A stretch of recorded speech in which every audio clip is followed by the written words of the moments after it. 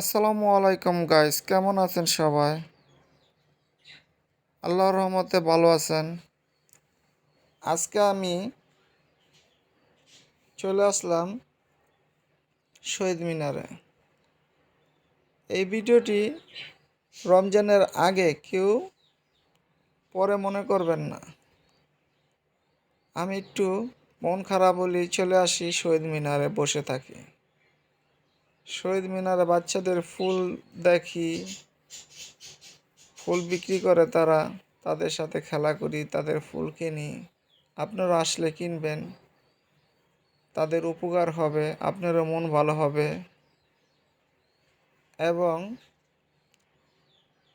সন্ধ্যার পরে এখন এসে জুস খেতে পারেন এবং ফুচকা আছে, ফুচকা খেতে পারেন। এই মামা থেকে চা খেলে আপনার একটি মন ভরে যাবে, তাই সন্ধ্যার পরে আসলে আপনারা এক কাপ চা খেলে রমজান মাস উপলক্ষে আপনাদের শরীর অনেক ভালো হবে, চাঙ্গা হয়ে যাবে এবং চা ছাড়া ঘোরাফেরা করলে আপনার শরীর স্বাস্থ্য ভালো থাকবে। আল্লাহ হাফেজ।